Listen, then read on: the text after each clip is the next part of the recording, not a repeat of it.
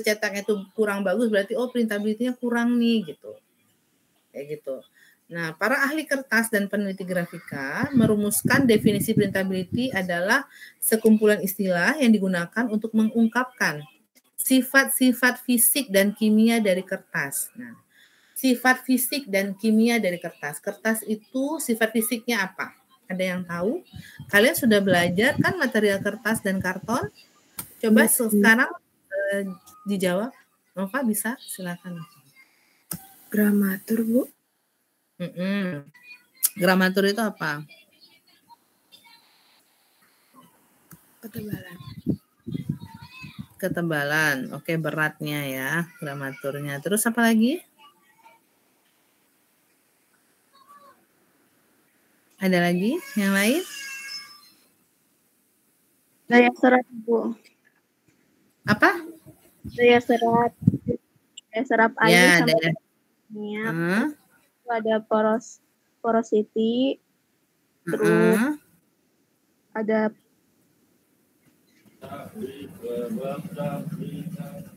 apa lagi? Brightness, ada opasitas, ya kan? Iya, Bu. Ya kan? Nah, itu contoh sifat fisik. Nah, kalau sifat kimia apa? Sifat kimia adalah bagaimana kertas itu dia mampu menyerap si tinta ya. Nanti akan ada interaksi di situ. Akan ada interaksinya. Bagaimana sifat pH-nya? pH kertas itu akan menentukan apa? Sifat pH dari kertas dan tinta itu akan menentukan kualitas dari printability. Dilihat dari sisi apa? Coba. Ada yang tahu nggak? Dari cepat atau lamanya tinta itu mengering ya ketika dia di print setelah dicetak. Jadi kalau seandainya pH-nya itu terlalu asam, maka dia akan lama keringnya. Maka diharapkan pH dari kertas ataupun dari tinta itu adalah basah, ya. Itu salah satu contohnya. Jadi sifat kimia dan sifat fisik dari kertas itu dapat menentukan hasil dari cetakan yang dihasilkan, baik itu dari segi mutunya maupun jumlahnya, sesuai yang kita inginkan pada kecepatan dan proses tertentu. Jadi bisa kita ulang lagi ya, printability itu ada sekumpulan istilah di mana dia tuh bisa mengungkapkan kualitas sifat fisik dan kimia dari kertas sehingga dapat menentukan hasil dari produksi cetak, baik itu dari segi mutunya maupun jumlah sesuai dengan yang kita kehendaki pada kecepatan serta proses tertentu. Dan juga satu kertas itu dibilang dia itu memiliki printability yang baik adalah ketika hasil dalam proses cetaknya itu dia itu tidak mengalami penghambatan ya atau kendala ya. Kendala itu tidak terlalu besar dan waste-nya juga tidak terlalu banyak. Jadi makanya nanti kalian kalau udah semester 5 atau 7 itu kalian kan ada namanya praktik industri ya, magang industri. Nah, bagi kalian yang berminat di penelitiannya di sistem industri, di bagian industri lah. Salah satu penelitiannya adalah melihat bagaimana langkah yang dilakukan untuk mengurangi waste ya. Karena waste itu kan akan mempengaruhi biaya produksi. Makanya banyak di industri itu mereka menugaskan kepada para mahasiswa magang itu, coba kamu cari solusinya nih. Ini kita punya waste banyak banget nih. Coba kalian telusuri ini kesalahannya di mana? Di line mana nih? Line produksi kah? Line mana yang bisa kita meminimalisir waste ini? Nah, biasanya kating-kating kalian tuh kerjanya itu gitu. Kalian bagian industri itu salah satunya itu. Makanya kalian belajar tentang printability di sini. Nah, persyaratan kertas cetak ya, pertama itu adalah permukaannya harus datar atau rata, baik itu dalam bentuk lembaran maupun gulungan ya. Terus yang kedua, tidak mudah menimbulkan listrik statis. Nah, sekarang Ibu tanya, kalau seandainya kertas itu dia tuh bisa menimbulkan listrik statis, apa efeknya pada saat proses cetak? Tolong ya, kalau Ibu bertanya tolong dijawab. Jangan hanya diam saja. Kertasnya menempel, Bu. Nah, betul. Kertasnya nempel. Kalau nempel jadi gimana tuh? Terhambat jadinya ya. Proses cetak jadi terhambat. Kalau proses cetak terhambat berarti printability jadi tidak bagus lagi ya. Maksudnya itu tidak perfect lagi gitu. Cara untuk biasa di mesin cetak itu yang untuk narik kertas itu apa nama alatnya? Udah pernah kan? Praktiknya kalian udah pernah nyobain kan pakai alat yang di bawah itu? Udah Bu, gripper Bu. Gripper. Jadi dia ada udaranya ya. Ada udara atau angin yang narik gitu ya. Nanti keangkat tuh kertas. Nah, kalau seandainya kertasnya itu listrik statisnya kuat, maka butuh kekuatan apa sih gas yang digunakan itu kan semakin besar ya, supaya dia bisa terpisah. Oke, terus yang ketiga adalah mudah menerima atau dibasahi oleh tinta cetak. Di mana di sini prinsipnya adalah bagaimana tinta itu dia itu bisa meresap ya, berikatan dengan kertas tadi. Sifat adesinya ya, penerimaan tinta. Terus juga keempat adalah memiliki tingkat pH yang sesuai dengan kondisi cetak, serta tidak menghambat pengeringan tinta. Itu yang Ibu bilang tadi. Kalau seandainya dia itu terlalu asam, maka dia tuh akan lambat pengeringannya. Maka disesuaikan. Jadi nggak terlalu basah juga enggak, terlalu asam juga enggak. Biasanya itu sekitar 7, berapa gitu ya. Terus selanjutnya memiliki tingkat kehalusan permukaan dan keporian yang kita kehendaki. Karena memang dia akan digunakan untuk jenis yang berbeda-beda kan. Jadi harus disesuaikan itunya karakterisasi dari kertas yang kita gunakan. Selain itu tidak memiliki sifat kimiawi yang dapat berpengaruh buruk terhadap plat cetak dan warna hasil cetak. Tidak terlalu peka terhadap perubahan RH itu kelembapan ya, karena memang salah satu sifat kertas adalah higroskopis. Ya. Dia bisa menyerap dan melepas, mudah sekali menyerap kadar air. Jadi kalau di sana itu lembab, maka si kertas ini akan menjadi lembab juga kan. Nah, ketika dia itu kadar airnya tinggi, maka pada saat dibasahi sama tinta bisa menyebabkan tinta itu melebar ya. Apa istilahnya itu dalam dunia cetak? Ada yang tahu? Tintanya itu kalau kita ngeprint itu kan ada yang melebar-luber gitu loh. Istilahnya apa dalam dunia cetak itu? Scamming, Bu. Apa? Scamming ya. Jadi dia nggak bisa dibaca ya, karena kan dia luntur gitu, karena memang kertasnya itu terlalu tinggi kadar airnya. Kalau set off apa tuh? Kalau set off?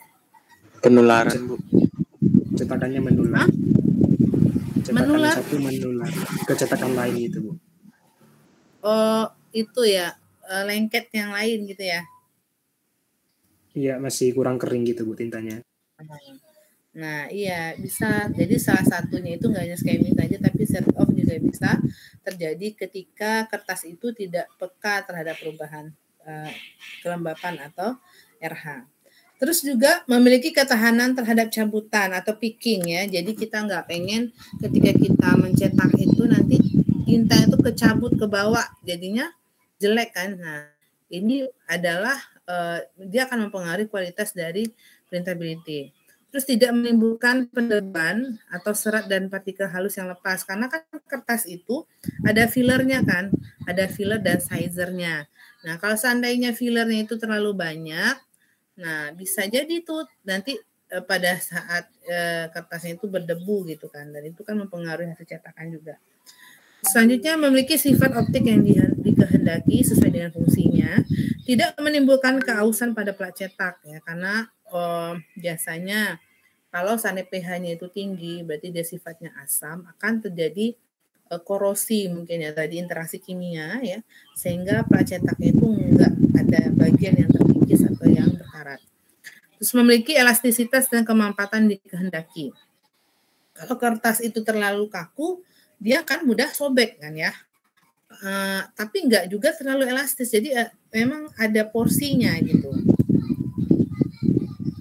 Oke, selesai. Materi yang selesai. Oke. Kita lanjut kepada sifat kertas ya. Sebentar, sifat kertas. Untuk printability ini ada yang ditanyakan? Tidak ada? Cukup jelas. Jelas Ibu. Cukup jelas. Oke. Ibu, Yup. izin tanya. Yang maksudnya hari buruk terhadap plat cetak itu dan warna hasil cetak itu lebih ke pH yang Bu, atau ada sifat kimiawi lain Bu selain pH? Bentar, Yang mendapat sorry. Bentar, suaranya putus-putus, coba tanyain pelan-pelan. yang dimaksud sifat kimiawi yang dapat berpengaruh buruk itu apakah ada selain tentang pH Bu? Oh, ada. Misalnya itu kadar ininya, kualitas seratnya. Kualitas serat maksudnya gini, kandungan dari serat kertas, kan kertas itu dibuat dari serat selulosa ya kan, dari kayu kan. Nah kayu itu kan gak hanya mengandung selulosa aja, tapi ada juga lignin, ada senyawa-senyawa lain. Makanya kertas itu harus melewati proses bleaching ya, supaya Hilmi sebentar. Hilmi tolong cek kompor udah mau matiin belum Mi? Abang Hil, tolong cek kompor naik. Hah? Serius? Sebentar ya.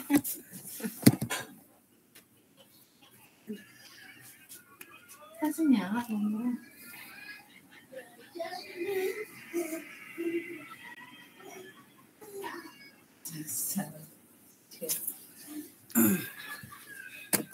Nah, ada sifat namanya komponen dari kertas itu ya, sifat senyawanya kayak lignin gitu. Lignin itu dia nanti bisa juga mempengaruhi kualitas cetak juga. Awalnya Iya benar. ini awas basah. Awas. Dia akan mempengaruhi warna dari hasil cetak nanti itu bisa menjadi tidak bagus gitu. Itu salah satunya itu. Siapa yang nanya nih? Tadi yang nanya siapa? Makasih Bu. Iya, oke. Badan kamu udah hangat tuh. Banyak minum air putih kan? Mama ngajar lagi terus. Setelah kita belajar tentang printabilitas, sekarang kita belajar tentang sifat kertas. Tadi kan udah kita bahas ya, sifat kertasnya. Tapi ini bagaimana hubungannya dengan proses cetak. Pertama, persyaratan umum kertas cetak adalah formasi atau keawanan kertas harus baik. Terus keseragaman pada suatu lembar dengan lembar lainnya harus sama. Warna dan brightness kertas itu dipengaruhi, maksudnya ditentukan dengan kebutuhan ya. Terus permukaannya harus datar, beda kedua sisi tidak boleh terlalu besar dan punya kekakuan yang cukup. Kalau terlalu kaku nanti dia gampang sobek. Terus opasitas ini tadi yang mempengaruhi ada lignin atau tidaknya tadi itu gitu. Lignin itu biasanya akan membuat kertas itu menjadi tidak putih ya. Terus hasil cetak juga lama-lama ketika dia disimpan itu akan terjadi perubahan warna, dia akan menjadi semakin agak menguning gitu. Menguning.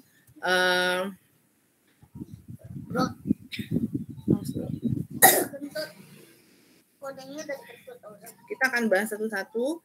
Formasi atau keawanan kertas harus baik merupakan tumpukan serat yang ada pada kertas. Tidak beraturan, kertas tidak homogen karena tumpukan seratnya berbeda-beda. Ya. Jadi kan yang bagus itu serat itu kan terbuat dari kertas itu terbuat dari serat panjang dan pendek. Kenapa? Kalau kita gunakan serat pendek aja, itu kualitas kertasnya nggak bagus. Kalau kita gunakan serat kertas seratnya yang panjang, maka harganya akan jadi lebih mahal. Maka dikombinasikanlah antara serat panjang dan pendek. Nah, serat ini nanti yang akan menentukan dia itu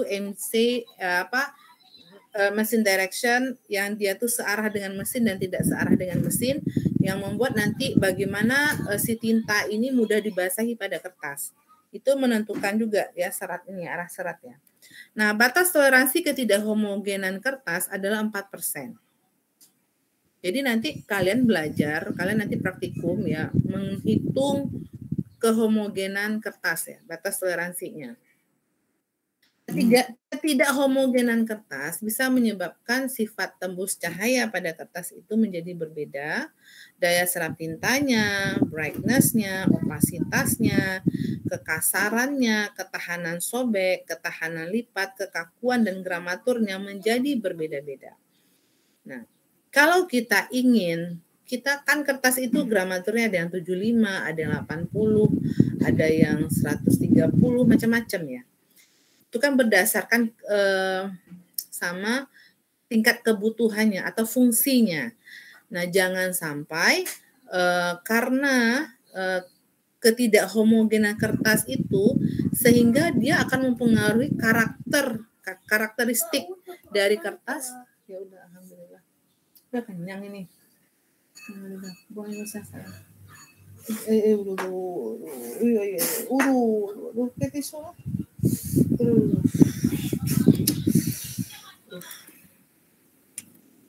Jadinya kertas itu kualitasnya jadi jelek ya karena ketidakhomogen kertas tadi. Terus udah nih. Aduh, ya Allah, sayang. Udah. Agak begini banget sih, Dek. Cuci tangan aja lah. Nah, ini contohnya ya, cara menghitungnya nih. Keseragaman pada satu lembar dengan lembar lainnya itu kita sebut Ibu maaf potong, Bu. PPT-nya stuck, Bu. Maksudnya enggak, PPT-nya diem aja, Bu. Oh gitu, oke. Sebentar.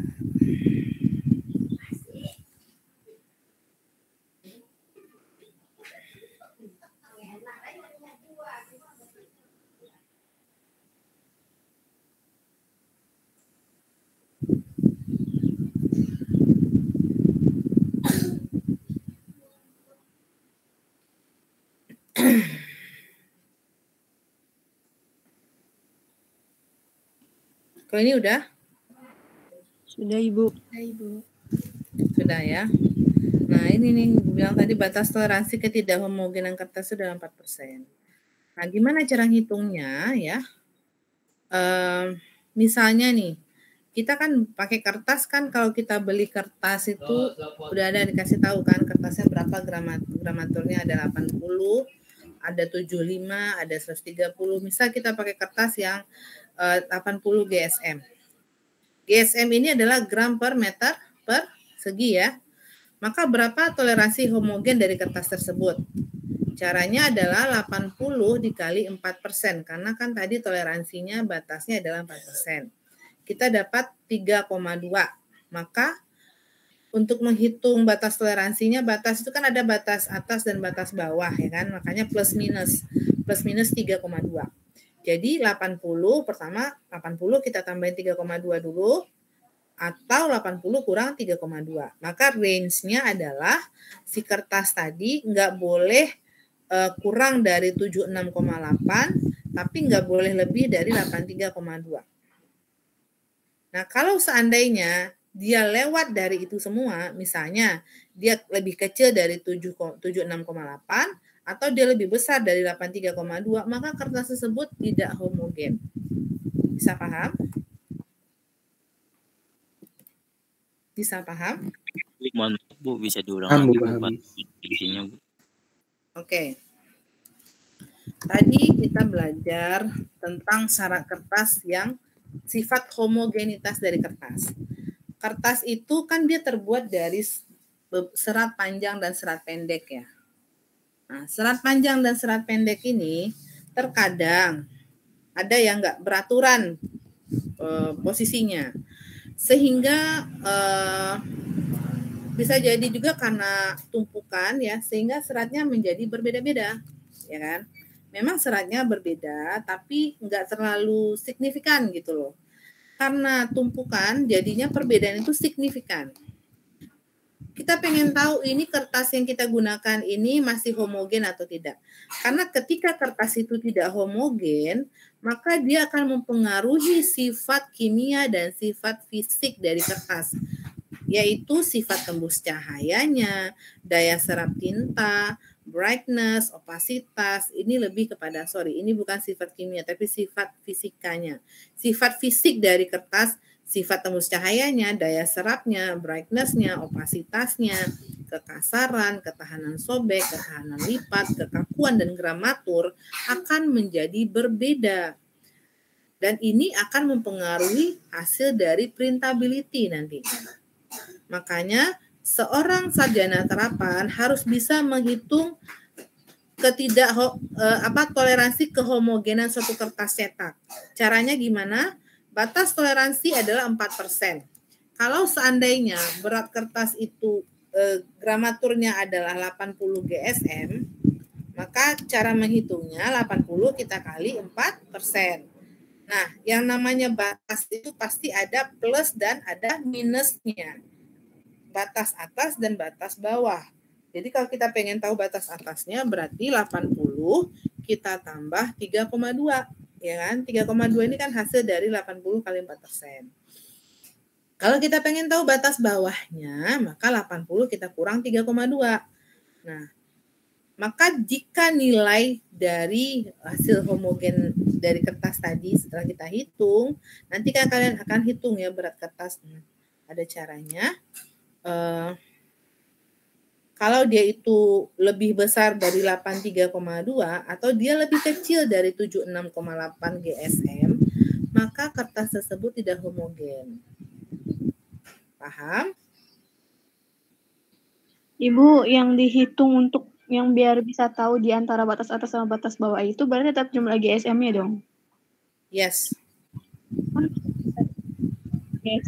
GSM-nya kali 4%, kan kata Ibu kan jadinya 80 kali 4% nih. Berarti 80 itu termasuk ke di antara batas atas sama batas bawah. Berarti GSM-nya berarti aman gitu, Bu, kalau kayak gitu. Iya, betul.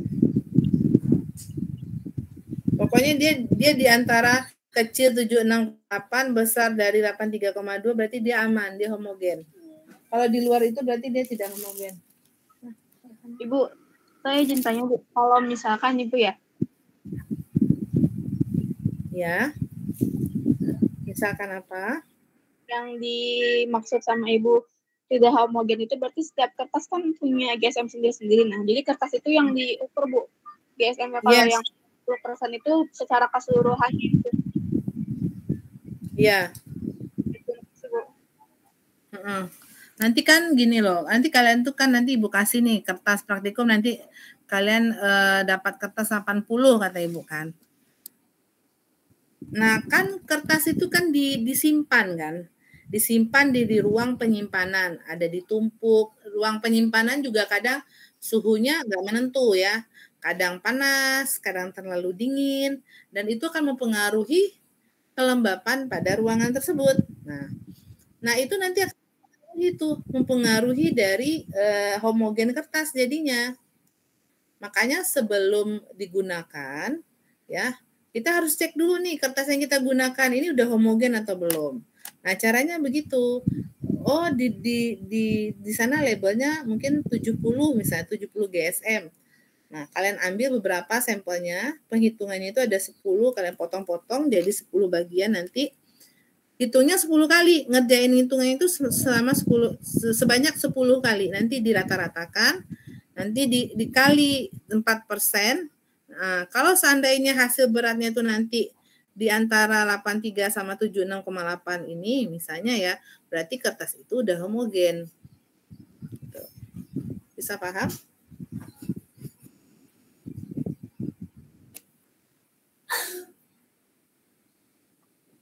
Paham, Bu? Udah? Paham, Bu. Oke. Paham, Bu. Oke. Kita masuk ke warna ya.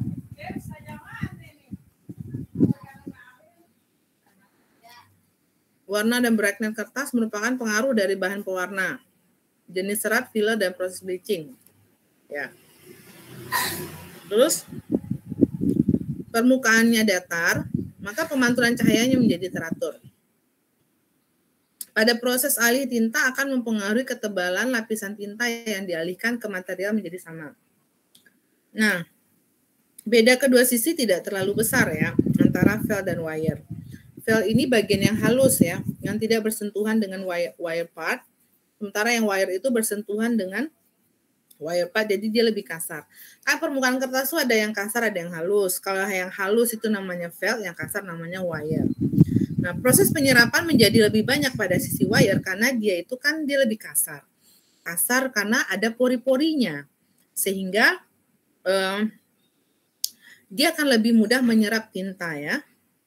Nah, sisi wire ini mengandung lebih sedikit filler sehingga sisi wire bisa menyerap tinta lebih banyak gitu, dibandingkan yang felt. Jika jumlah fillernya sedikit, maka penyerapannya menjadi lebih besar. Oke. Terus setelah itu dia mempunyai kekakuan yang cukup. Maksudnya adalah untuk transportasi kertas akan melewati banyak silinder ya. Maksudnya dalam proses cetak itu nanti dia kan akan melewati banyak silinder-silinder dalam proses cetaknya itu. Maka kertas itu harus punya elastisitas yang cukup, nggak boleh terlalu kaku atau terlalu lunak. Jika elastisitas kertasnya rendah, maka kertas juga akan menjadi lebih gampang sobek. Kalau kaku juga begitu, juga gampang sobek. Terus opasitas. Opasitas itu dengan adanya lignin akan mempengaruhi sifat tembus cahaya dari kertas. Ketebalan kertas akan mempengaruhi opasitas filler atau bahan pengisi. Jika opasitas kertasnya rendah, maka hasil cetakannya akan berbayang. Jadi hasilnya tadi, hasil printability nanti nggak jelas, akan membayang itu blur gitu. Jadi sifat itu adalah syarat kertas ya. Sekarang kita bahas sifat kertas. Sifat kertas ada dari sisi keasaman, stabilitas dimensinya, kekuatan ikatan permukaan, daya serap terhadap minyak, dan kehalusan permukaan.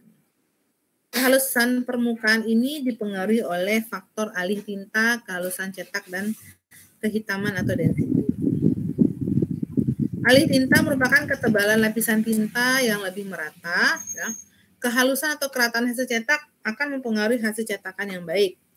Density ini maksudnya adalah jika tebal lapisan tinta lebih banyak, maka density-nya tinggi. Jadi kelarutan dari tintanya itu tadi, kalau density-nya tinggi, maka si tintanya akan jadi lebih tebal ya. Dan biasanya kalau pada offset itu butuhnya density-nya yang rendah apa yang tinggi, anak-anak. Nah, adik-adik. Kalau dalam mesin cetak, itu tintanya itu density-nya harus tinggi atau rendah.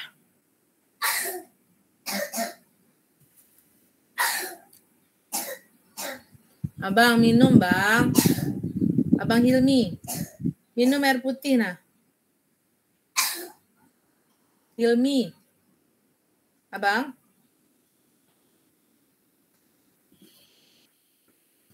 Nah, Ibu, kalau tinta sedikit, ya. aslinya enggak ini lagi Bu, enggak jalan Bu. Nggak jalan lagi, nggak jalan-jalan.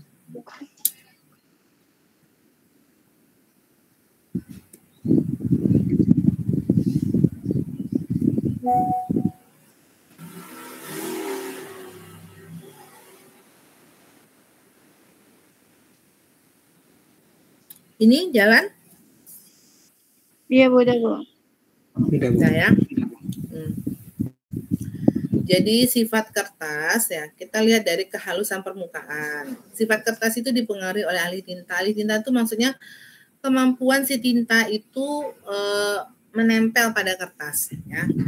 Nah, si alih tinta ini ditentukan juga tidak hanya maksudnya begini, dipengaruhi juga oleh faktor density. Density itu ada ketebalan dari si kepekatan dari si tinta tadi. Kalau pada mesin offset, kalau tintanya density-nya rendah, ya kan offset itu prosesnya banyak ya adik-adik ya. Lewat tahapan pertama dibilas dulu, habis itu blanketnya. Kalau seandainya tintanya itu density-nya rendah, nanti dia nggak nempel kan, nggak nyampe di bagian akhir dari kertas nanti. Makanya dia dibikin lebih tebal atau kental gitu.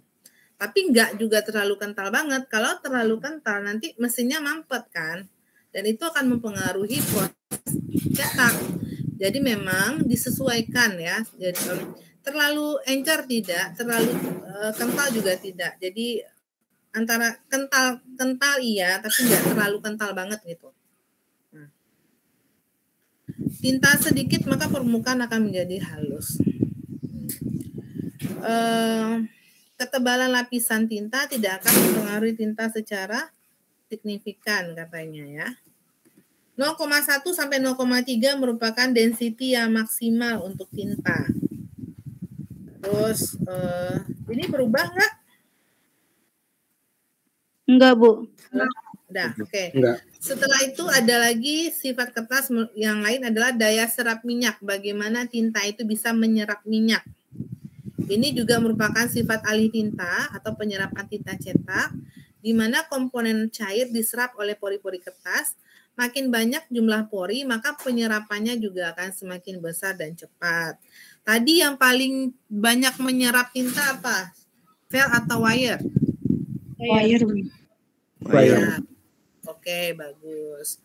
Nah, pengeringan cetakan atau penyerapan oleh pori-pori kertas akan cepat diserap oleh pori-pori, di mana proses pengeringannya itu menggunakan prinsip absorpsi. Apa beda absorpsi dengan adsorpsi ya adik-adik? Beda ab sama ad apa? Ini kan penyerapan ya, penyerapan. Kalau absorpsi itu biasanya sampai ke dalam ya. Kalau adsorpsi itu hanya di bagian permukaan saja. Tolong kalian cross check benar apa tidak jawaban Ibu. Cari di internet apa beda absorpsi dengan adsorpsi. Itu pada permukaan atau pada keseluruhan bagian dalam dia menyerap tinta tadi ya. Semakin cepat proses penyerapan maka semakin cepat juga proses pengeringannya ya. Terus juga selain itu ada juga tembus cetak, di mana pori-pori yang terlalu besar atau banyak, maka komponen langsung diserap hingga tembus ke bagian sisi wire. Dan daya serap minyak ini juga dipengaruhi oleh gaya adhesi antara pigmen yang ada pada tinta dengan permukaan material cetak, akan mempengaruhi daya rekat tinta kepada material kertas tadi. Terus juga dipengaruhi juga oleh gaya kapilaritas ya. Hukum kapilaritas ya, di mana ada celah maka air itu akan, cairan itu dia akan masuk ya. Jadi bagaimana dia itu akan menyerap zat cair tinta itu ke pori-pori. Terus ada namanya ink chalking, merupakan tinta hasil cetak yang mudah hilang saat tergores. Terus pigmen tidak melekat dengan baik karena daya serap yang terlalu berlebih ya. Saat pigmen melekat di atas material dan komponen cair diserap, proses splitting pigmen dan varnish menjadi cepat sehingga gaya adhesinya menjadi lemah. Nah, kalau gaya adhesinya lemah, maka dia tidak, pelekatannya terhadap kertas menjadi berkurang ya. Lalu ada namanya kekuatan permukaan kertas, dipengaruhi oleh pendebuan dan picking. Pendebuan ini berasal dari serat pendek dan filler yang lepas dari kertas, karena kertas tadi terbuat dari serat panjang dan serat pendek. Terus ada sizer itu perekat, dan ada filler itu untuk pengisi kertas ya, supaya dia tuh pori-porinya nggak terlalu besar, nggak permukaannya menjadi merata ya, nggak kasar dan juga nggak terlalu halus gitu. Nah, filler ini nggak boleh terlalu banyak. Kalau terlalu banyak nanti dia akan terjadi pendebuan ya. Pendebuan ini nanti ketika proses cetak dia akan lengket dengan tinta, sehingga nanti terjadi picking. Dia nggak melekat kuat pada si kertas, jadi dia akan ketarik lagi ya. Jadinya nanti hasil cetaknya menjadi jelek. Nah, picking ini berasal dari serat pendek, filler terlalu banyak, tinta memiliki viskositas yang tinggi, ya terlalu kental juga, kecepatannya dia akan mempengaruhi kecepatan cetak, dipengaruhi juga oleh kelembaban udara. Terus juga stabilitas dari kertas dipengaruhi oleh faktor yaitu register cetakan ya. Register cetakan adalah kertas bersifat higroskopis, di mana dia bisa menyerap dan melepas uap air ya, atau menyusut, yang tergantung pada RH tadi, kelembaban udara. Kalau seandainya terjadi ini ya, si kertas tadi udah mengalami proses higroskopis, maka pada hasil cetak bisa terjadi misregister. Misregister ini kita bisa lihat menggunakan loupe ya, kaca pembesar itu di bagian atas paling ujung atau bawah kanan ya, bagian kanan apa kirinya, pokoknya di bagian sisi kanan apa sisi kiri ya, Ibu lupa deh, yang berbentuk bulat, terus kayak gini nih, ada tanda tambah, terus ada bulat tengah-tengahnya, maka kita akan bisa melihat si MYK-nya itu ada di dalam lingkaran itu atau tidak, dia keluar atau tidak dari lingkaran itu. Nah, kalau seandainya dia tidak masuk dalam tidak nyatu dengan lingkaran yang tadi ya, maka itu disebut dengan apa? Misregister. Perlu diulang lagi ya cetakannya berarti prosesnya. Terus juga sifat dari keasaman kertas akan mempengaruhi pengeringan tinta cetak. Jika pH-nya kecil dari 6,9 berarti dia agak asam ya. Bisa menghalangi proses pengeringan tinta karena dryer itu pengering pada mesin itu dia nggak bisa bekerja dengan baik pada kondisi asam. Nah, maka dibutuhkanlah katalis. Nah, katalis pada dryer tidak bekerja dengan baik sehingga proses pengeringan menjadi lama dan dapat menyebabkan set off. Jadi tintanya itu nggak kering. Nah, pH kertas yang basah karena adanya coating ya atau penambahan material lain. Pada proses cetak offset ada air pembasah. Nah, bisa terjadi reaksi saponifikasi atau penyabunan. Karena pH kertas yang tinggi berarti asam, bercampur dengan dryer untuk mempercepat proses pengeringan. Oke, karena pH kertas tinggi itu berarti basah ya, tinggi berarti tambah pH-nya. Dengan air pembasah akan terbentuk sabun. Sabun akan menyebabkan terjadinya emulsi pada tinta dan menjadi lebih jelas. Opasitas kertas akan mempengaruhi tembus pandang dari kertas tersebut. Ya. Opasitas ini merupakan ketidaktembusan cahaya pada kertas. Ada yang ini dipengaruhi oleh filler ya, pengisi yang digunakan, terus ketebalan dari kertas tersebut, kandungan ligninnya, terus coating pada kertas dan serat mekanik. Serat mekanik ini adalah serat yang masih ada ligninnya. Ya. Serat mekanik ini biasanya memiliki opasitas yang tinggi.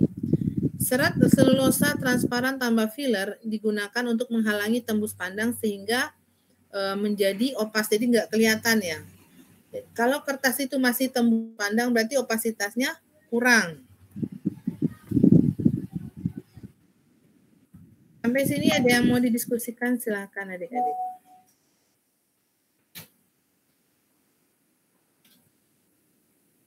Bu, izin off cam sebentar ya.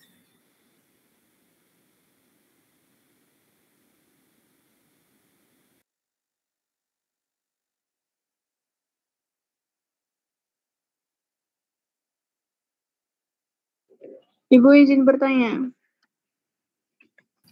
Ya, silakan.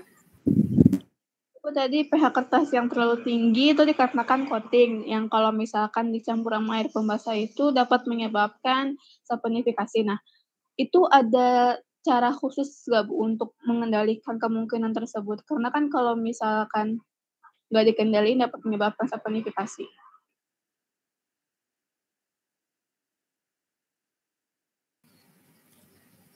Bisa. Jadi kan sebelum proses cetak dimulai itu kan ada trial and error dulu kan. Kalian waktu praktikum gimana? Maksudnya trial and error itu gimana, Bu? Bentar ya, Ibu minum dulu.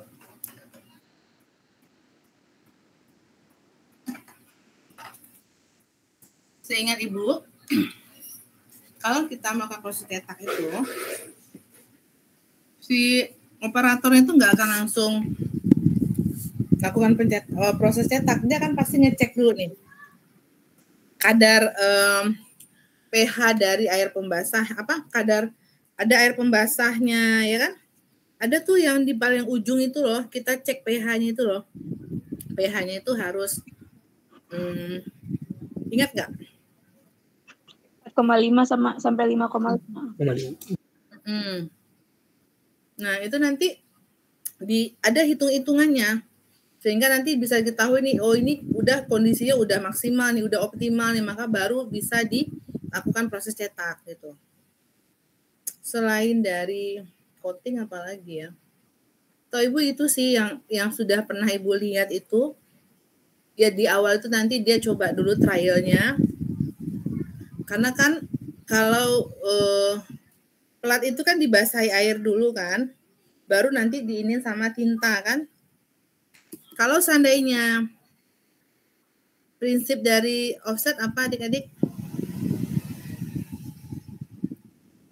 Menolak air dengan tinta. Nah, iya itu tadi. Makanya dipastikan di bagian itu, di bagian pembasahannya tadi itu. Kalau dia terlalu asam juga, nanti si platnya itu akan mudah aus, mudah terjadi oksidasi. Gitu. Tapi langkah yang alternatif lainnya Ibu belum tahu juga, tapi nanti Ibu akan coba cari tahu deh, tanya ke dosen-dosen yang memang di bidang ini ya. Karena kan mereka itu langsung praktiknya kan, kalau Ibu kan taunya baru teori gitu. Sementara kalian kan udah belajar praktiknya juga. Yang Ibu tahu seperti itu, tapi nanti Ibu akan coba cari tahu lagi bagaimana solusinya. Itu Rezi. Ibu, kalau misalkan kan pH kertas tuh yang waktu di semester sebelumnya kan Bu Riyati sempat ngajarin ya Bu, kalau misalkan pH kertasnya di atas 7 itu dapat menyebabkan yang Ibu sebutkan tadi. Nah, kan kalau misalkan berarti di atas 7 ya Bu ya. Nah, itu ada batas maksimal sendiri gak sih Bu dari standarisasinya untuk kertas yang bercoating pH-nya maksimalnya berapa gitu?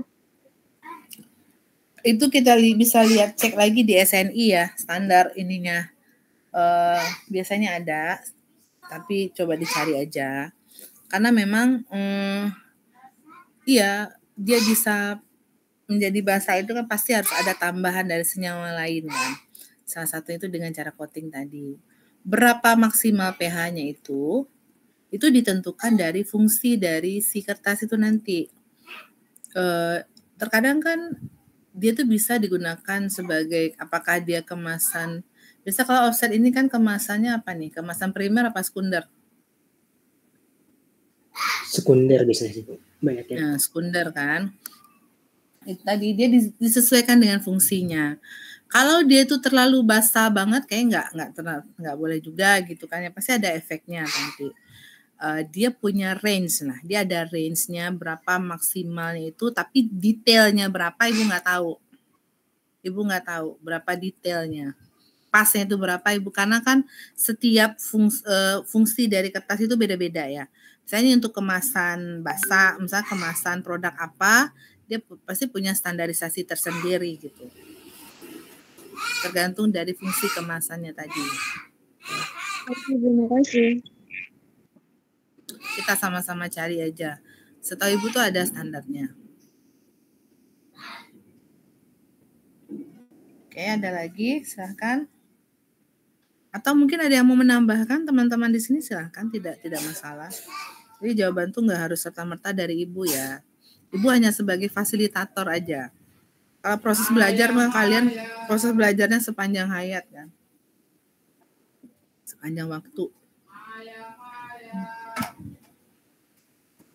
Ada yang mau nambahin? Silahkan. Mungkin ada yang udah baca-baca, banyak baca gitu kan, jadi tahu.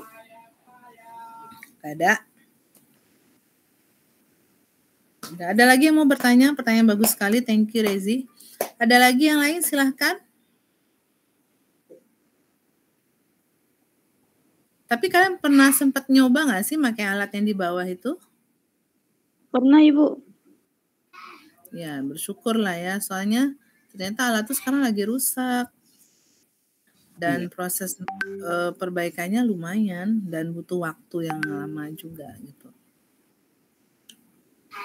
Mesin kita itu mesin yang bagus loh. Jadi udah sama dengan mesin yang ada di industri. Cuman mungkin dalam bentuk kecilnya ya. Oke, ada lagi silakan mau bertanya. Kita sama-sama sharing aja di sini.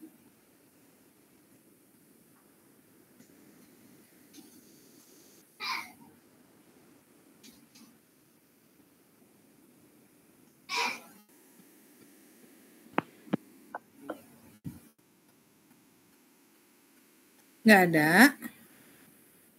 Ada apa nggak ada? Sepertinya tidak ada, Ibu. Oke, kalau nggak ada, Ibu belum absen ya? Ibu absen dulu ya. Adinda? Hadir, Ibu. Rashid? Rashid hadir? Rido? Hadir, Bu. Rival? Hadir, Bu. Zirhan? Hadir, Bu. Nova? Saya, Bu. Novia? Hadir, Bu. Ardi? Hadir, Bu. Sani? Iya. Hadir, Ibu. Kalau mama masih ngajar soalnya. Saung? Hadir, Bu.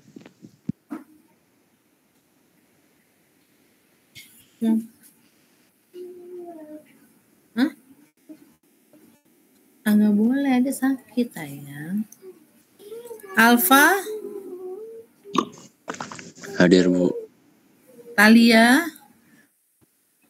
Hadir, Ibu. Ibnu Siddiq? Hadir, Bu. Zahira? Hadir, Bu. Zahra? Hadir, Ibu. Mahathir Muhammad? Hadir, Bu. Putri? Hadir, Ibu. Nur Alifa? Hadir, Bu. Kesha? Hadir, Bu. Reva? Hadir, Bu. Cynthia? Hadir, Ibu. Oke. Oke, siapa? Bu, maaf, Bu. Ya. Saya belum, Bu. Rezwan. Bukan. Rabani. Siapa? Siapa? Rabani Dwi. Rabani Dwi Pasya. Rabani Dwi Panca. Saya juga, Ibu. Saya juga, Bu. Oh iya. Oh ya, Sevi ya, Seviana? Iya, Ibu. Ilhan? Hadir, Bu. Rabbani? Hadir, Bu. Kok bisa nggak kelewat mah Bu ya? Oke deh, alhamdulillah udah semua kok. Kecuali Tiara lagi sakit deh. Tiara, oke, Tiara lagi. Atit, semoga yang sakit segera sembuh ya. Terima kasih atas atensinya adik-adik semua, anak-anak Ibu. Mohon maaf jika ada kekurangan. Jangan puas dengan apa yang Ibu beri ya. Silakan kalian mencari di luar sana. Sekarang informasi tersedia dengan bebas ya. Kita di sini Ibu sangat suka sekali kalau di kelas ini kita saling sharing ya. Jadi nggak hanya dari Ibu aja, ada dari kalian juga. Ibu ini ada ini kita bahas bareng-bareng gitu ya. Semua kebenaran itu datangnya dari Allah, kesalahan dari Ibu pribadi mohon dimaafkan jika ada kekurangan. Semoga sehat-sehat semua. Assalamualaikum warahmatullahi wabarakatuh. Waalaikumsalam warahmatullahi wabarakatuh. Sehat ya semuanya. Jangan lupa belajar ya. Minggu depan Ibu kasih tulis ya. Oke, assalamualaikum. Terima kasih, Bu. Waalaikumsalam. Terima kasih. Si. Ayam.